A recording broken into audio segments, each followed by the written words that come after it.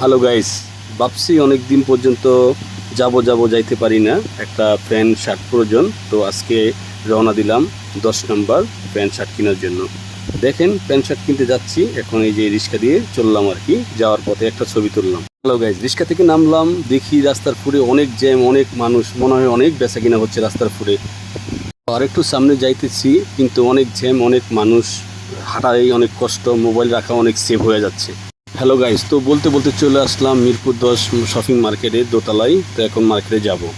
Hello guys, মার্কেটের ভিতরে এসে যা দেখলাম অবাক হয়ে গেলাম।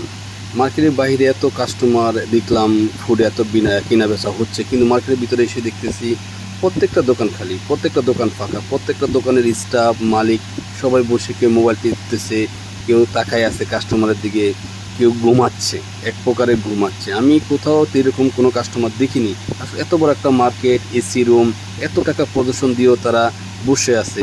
কোনো ধরনের বেচা কিনা, কোনো ধরনের কাস্টমারের যানজট কিছুই দেখতে পাচ্ছি না। কিন্তু মার্কেটের বাইরে আমি যেভাবে দেখলাম আসার পথে, আমি ভাবছি তো মার্কেটের ভিতরে হয়তো বা কিনা জায়গায় পাবো না, সুযোগে পাবো না।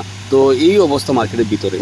তো গাইস, আমি যা কিনলাম আমার দরকার ছিল মোটামুটি কিনলাম। এখন আমি মার্কেট থেকে বেরোচ্ছি।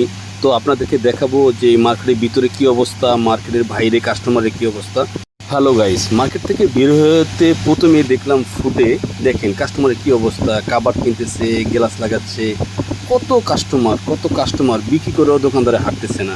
মানে প্রত্যেকটা দোকানে প্রচুর পরিমাণ কাস্টমার, কিন্তু মার্কেটের ভিতরে যেরকম কাপড়ের দোকান খালি, সেরকম মার্কেটের কাবার মোবাইল দোকানগুলো খালি, কিন্তু ফুডে মানুষ। হ্যালো গাইস, আমি এখন 10 নম্বরের মাঝখানে দাঁড়িয়ে আছি। আমি আপনাদেরকে একটু দেখাবো 10 নম্বরের ফুডে মানুষ কিভাবে জামা কাপড় কিনে, আপনারা সাথে থাকুন। প্রথমে দেখুন চাচা পেয়ারা বিক্রি করতেছে মনে হয়, কিন্তু কি পরিমাণ কাস্টমার, কি পরিমাণ মানুষ খাচ্ছে দাঁড়িয়ে দাঁড়িয়ে, কি পরিমাণ মানুষ আছে। হ্যাঁ গাইস, দেখুন কি পরিমাণ কাস্টমার ফুডে। 10 নম্বরের মার্কেটে এত কাস্টমার ছিল না, কি পরিমাণ কাস্টমার কিনতেছে, দেখতেছে। তো গাইস, এই হলো ঢাকা শহরের ফুডের অবস্থা। ফুডে অনেক ভালো বেচা কিনা, কিন্তু মার্কেটের ভিতরে একদমই কাস্টমার নাই, না বললে চলে।